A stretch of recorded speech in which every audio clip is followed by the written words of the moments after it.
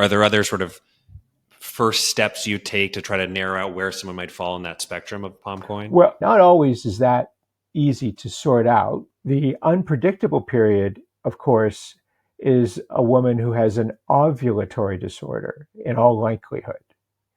And the most common cause is polycystic ovarian syndrome, or it can be an indicator of stress in the family. It can be an indicator of overexercise. It can be an indicator of a prolactinoma or a craniopharyngioma or hypothyroidism or hyperandrogenism.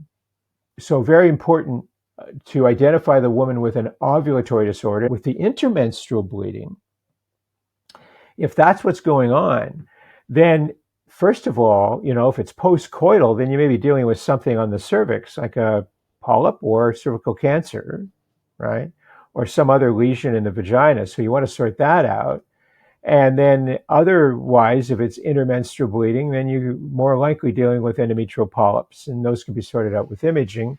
And when they get older, they're now at greater risk for endometrial neoplasia.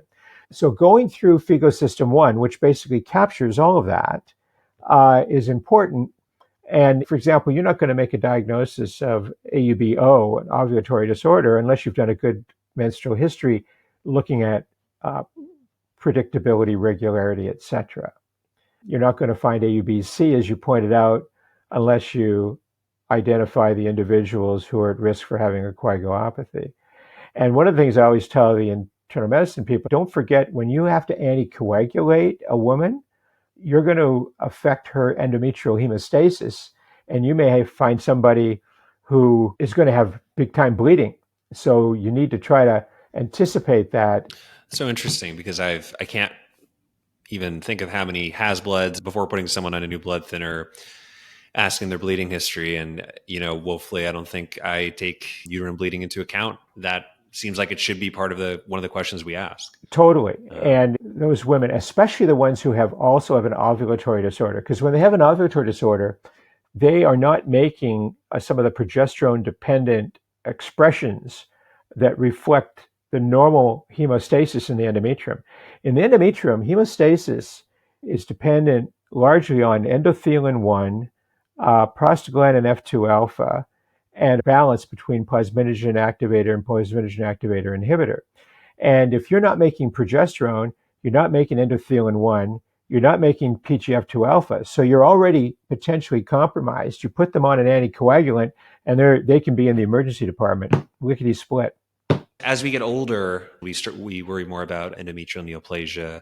You mentioned these history questions can guide you. Do you find that are most of these women, unless they have a history that strongly points to a specific disorder, getting some imaging to look for some sort of structural cause? Well, in the young woman, it's probably not necessary. I don't want to tell the pediatrician, the internist, the gynecologist that they should be getting ultrasounds on the 17-year-old, the 21-year-old who's got irregular onset menses suggestive of an ovulatory disorder. Reserve that for the individual who doesn't respond. If you take the other end of the spectrum, when you get up into your fifth decade, if they've got heavy menstrual bleeding, they probably are best assessed with at least ultrasound to look for some of these, leiomyomas, endomyosis, etc.,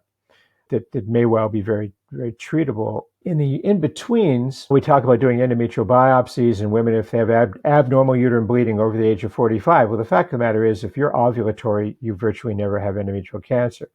So I'm not sure that that's valid. On the other hand, if you have PCOS or otherwise obese, and you haven't been ovulating much at all, you can start developing endometrial cancer in your 20s. And by the way, when you identify these people with PCOS in their 20s, they need to be protected.